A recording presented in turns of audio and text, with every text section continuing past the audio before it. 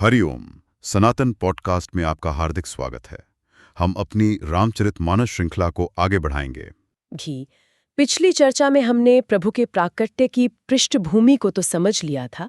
आज हम उस दिव्य क्षण में और गहरे उतरेंगे जब भगवान श्री राम ने दशरथ और कौसल्या जी के पुत्र के रूप में अवतार लिया। हाँ, और हम अयोध्या के उस अलौकिक उत्सव और प्रभु की जो प्रारंभिक बाल लीलाएं हैं उनका आनंद लेंगे। बिल्कुल। तो चलिए उस क्षण से ही शुरू करते हैं जब प्रभु प्रकट हुए। तो अयोध्या में तो खबर बाद में पहुंची होगी। सबसे पहले तो मेरा अनुमान है देवलोक में हलचल हुई होगी। कैसा दृश्य था स्वर्ग में? बहुत ही अद्भुत। जैसे ही प्रभु का प्राकट्य हुआ ना, तो आकाश एक दिव्य उत्सव के मंच जैसा बन गया। अच्छा। देवता सुंदर अंजुलियों में पुष्प भरकर उन्हें बरसाने लगे और चारों ओर नगाड़ों की ध्वनि गूंजने लगी। पर बात केवल इतनी ही नहीं है। गोस्वामी जी एक बहुत सुंदर चौपाई में इसका विस्तार करते हैं। जी। यहाँ जो दूसरी पंक्ति है, स्तुति करें ही नागमुनि देवा, ये बहुत महत्वपूर्ण है। ये केवल देवताओं का उत्सव नहीं था। नहीं, बिल्कुल नहीं। ये एक सार्वभौमिक, एक कह सकते हैं कॉस्मिक घटना थी। नागलोक, पृथ्वी के ऋषि मुनि और स्वर्ग के देवता तीनों लोग एक साथ उत्सव मना रहे थे। आपने बिल्कुल सही पकड़ा।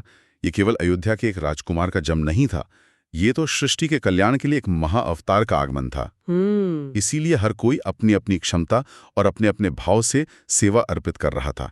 ये स्थापित किया जा रहा था कि राम किसी एक कुल या राज्य के नहीं, बल्कि वो संपूर्ण ब्रह्मांड के हैं। सही है। और जब सबने स्तुति कर ली तो वे संतुष्ट होकर अपने अपने धाम लौट गए। दोहे में कहा भी गया है, अर्पण सलोचन सरजलप निज धावन, प्रभु प्रसन्न प्रकटे अखिल लोकाम।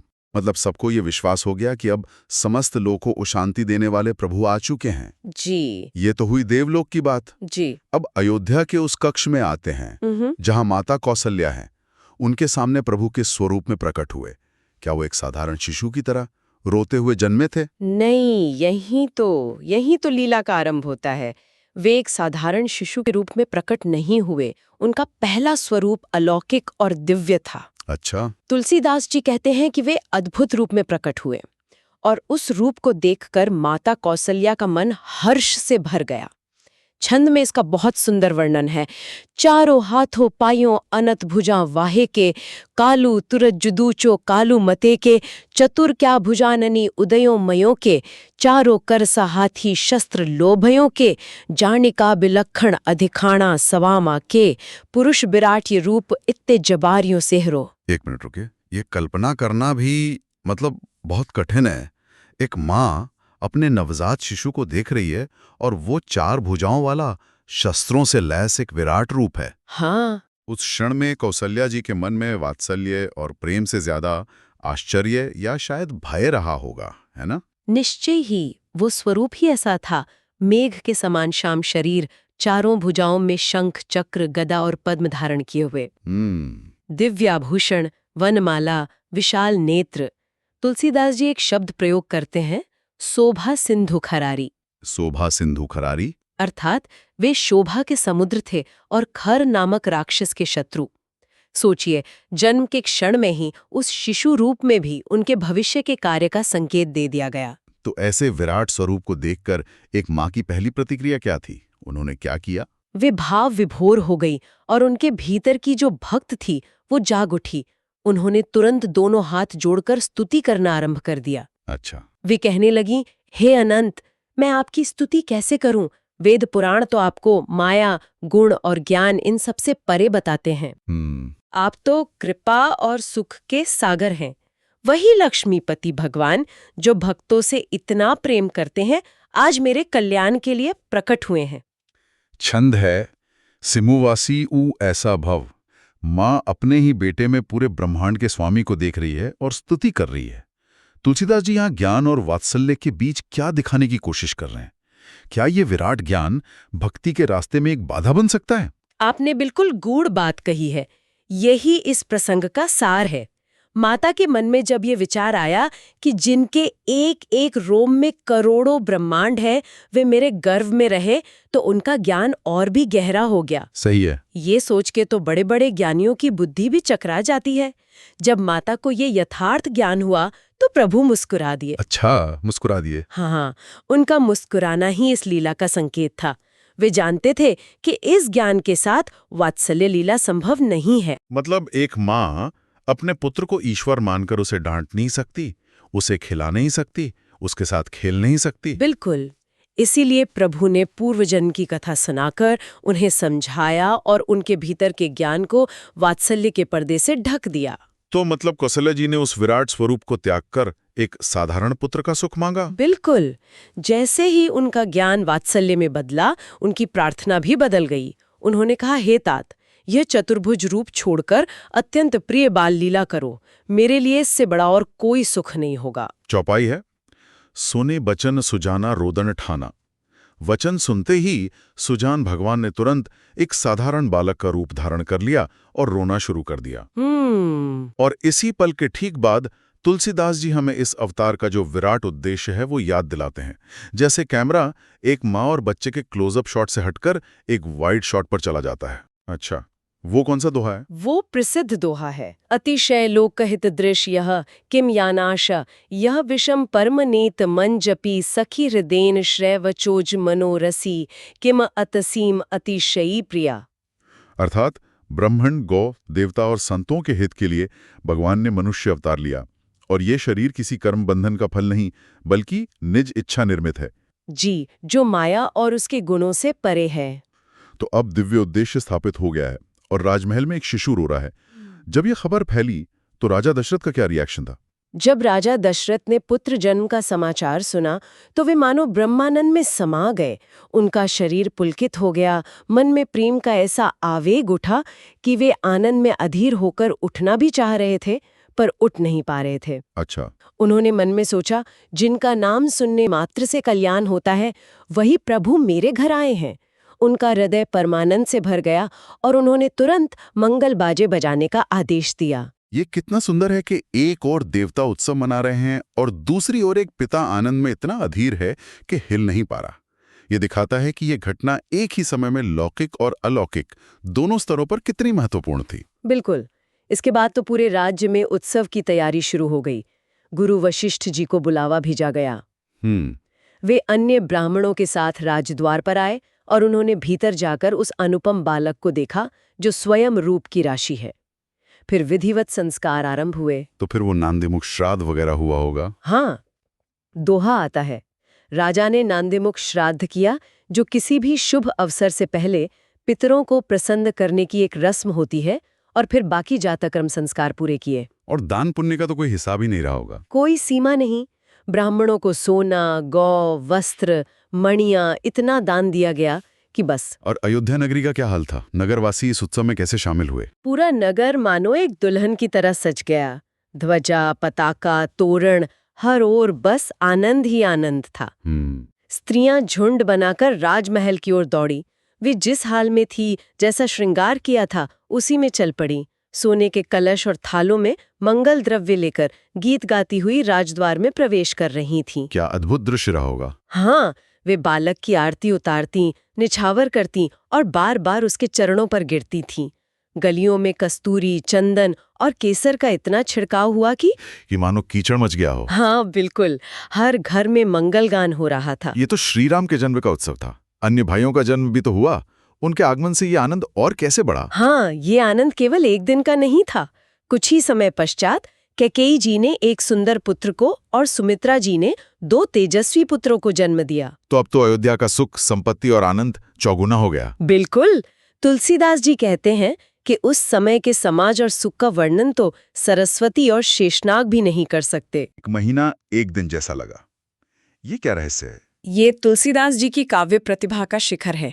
वे कहते हैं कि अयोध्या नगरी इतनी सुशोभित थी, मानो रात्रि प्रभु से मिलने आई हो, पर दिन में सूर्य को देखकर सकुचा गई। अच्छा। फिर उसने संध्या का रूप धरकर वहीं रहने का निश्चय किया। अगरबत्ती का धुआं अंधकार बन गया, हवा में उड़ता हुआ गुलाल संध्या की लाली बन गया, महलों में जड़े मणि समूह तारे बन गए, और राजमहल का कलश चंद्रमा, वेदों की ध्वनि पक्षियों का कलरव बन गई। ये कौतुक देखकर सूर्य देव भी अपनी चाल भूल गए। 1 महीना बीत गया, पर उन्हें लगा जैसे एक ही दिन हुआ हो।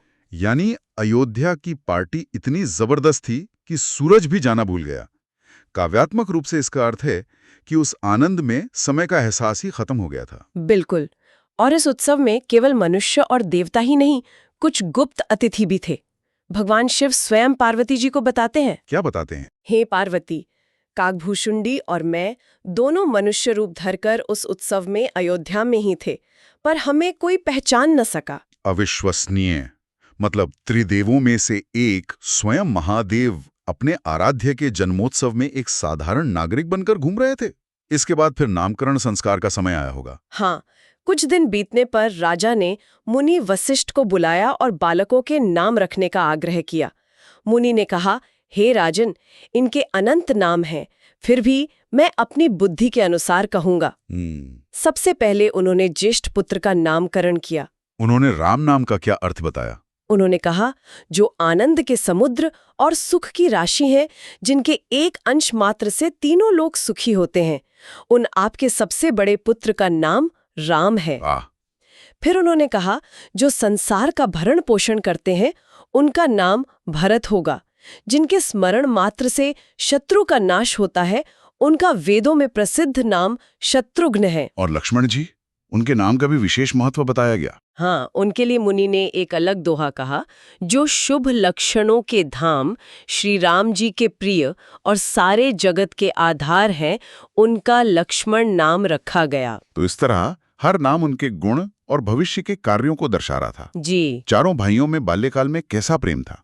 उनकी लीलाएं कैसी थीं? लक्ष्मण जी तो बचपन से ही श्री राम के चरणों के अनुरागी थे। भरत और शत्रुघ्न में स्वामी और सेवक जैसी प्रीति थी। चारों ही पुत्र शील, रूप, गुण के धाम थे, पर श्री राम तो सुख के सागर ही थे। और इसी बिंदु पर तुलसीदास जी फिर से हमें याद दिलाते हैं कि ये कोई साधारण बाल लीला नहीं है।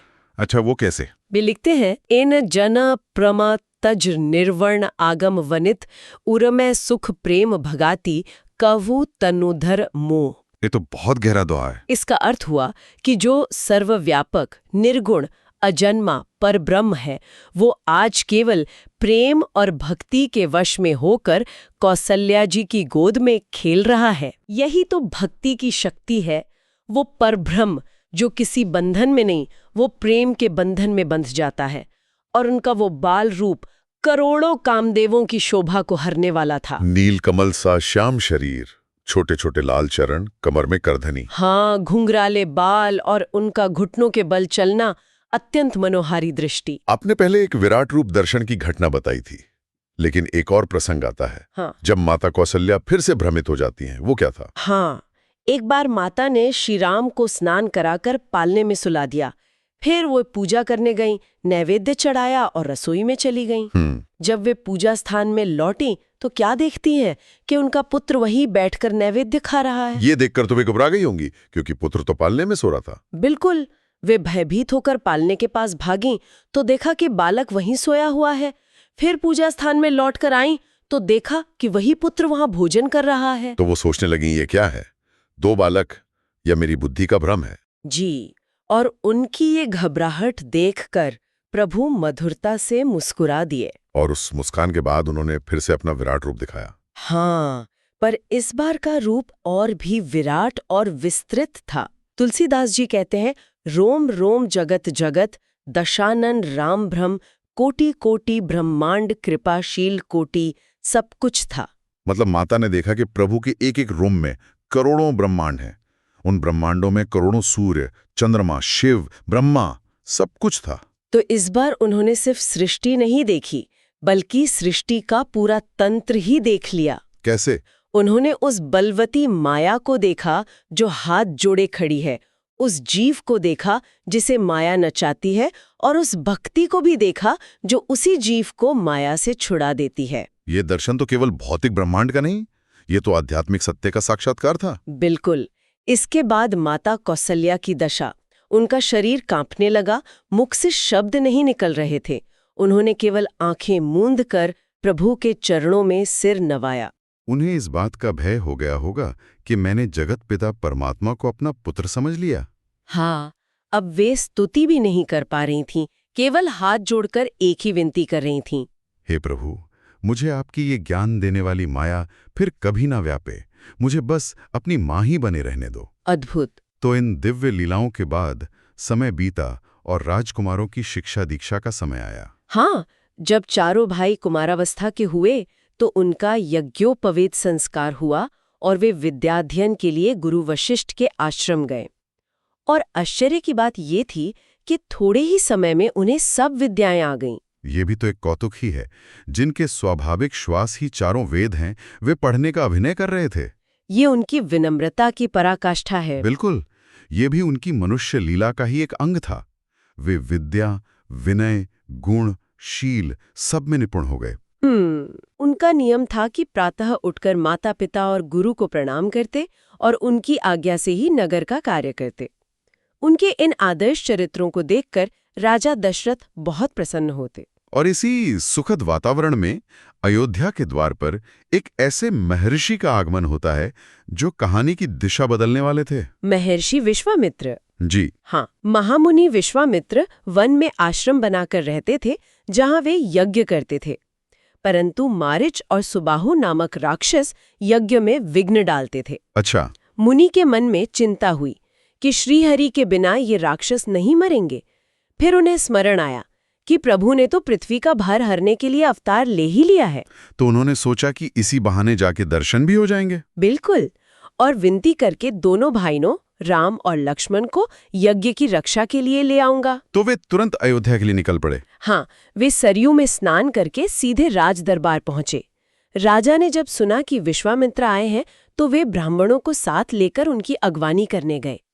दंडवत प्रणाम किया, आदर सहित अपने आसन पर बैठाया, चरण धोकर पूजा की और कहा, मेरे समान धन्य आज कोई नहीं है। फिर उन्होंने राजकुमारों को भी मुनि के समक्ष प्रस्तुत किया होगा। हाँ, राजा चारों पुत्रों को मुनि के चरणों पर ले आए। श्री राम को देखते ही विश्वामित्र अपनी सुध-बुध भूल गए। अच्छा। वे श्री राम के मुख की शोभा में ऐसे मग्न हो गए जैसे चकोर पूर्ण चंद्रमा को देखकर सब कुछ भूल जाता हो। तब राजा ने उनके आने का कारण पूछा होगा। जी, राजा ने हर्षित होकर कहा, हे मुनि, आज्ञा कीजिए, मैं उसे पूरा करने में देर नहीं लगाऊंगा। तब मुनि ने अपने मन की व्यथा कही, हे राजन, असुर समूह मुझे सता रहे हैं और मैं आपसे कुछ मांगने आया हूँ। और उनकी ये मांग अयोध्या के लिए एक बहुत बड़ी परीक्षा बनने वाली थी। बिल्कुल। तो आज की चर्चा में हमने भगवान श्री राम के प्राकट्य, अयोध्या के दिव्य उत्सव, उनकी मनोहारी बाल लीलाओं और फिर महर्षि विश्वामित्र के आगमन तक की कथा का आनंद लिया। और हर प्रसंग में हमने देखा कि कैसे परब्रह्म भी भक्तों के प्रेम के वश में होकर एक साधारण बालक की तरह लीलाएं करते हैं और कैसे ज्ञान और भक्ति का एक अद्भुत संतुलन बना रहता है। श्रोताओं के लिए एक विचार छोड़ जाते हैं। विश्वामित्र जैसे ब्रह्मर्षि जो स्वयं सब कुछ जानते थे और अपार शक्तियों के स्वामी थे, उन्होंने राजा दशरथ से याचना क्यों की? वे सीधे प्रभु को आदेश भी दे सकते थे। उनका ये आचरण धर्म, लीला और भक्त भगवान के संबंध के बारे में क्या दर्शाता है, इस पर विचार अवश्य कीजिएगा। तो हमें आशा है कि आपको हमारी आज की चर्चा पसंद आई होगी। सनातन धर्म से संबंधित ऐसी ही और चर्चाओं के लिए हमारे चैनल को अवश्य सदस्यता लें। धन्यवाद। जय श्री राम।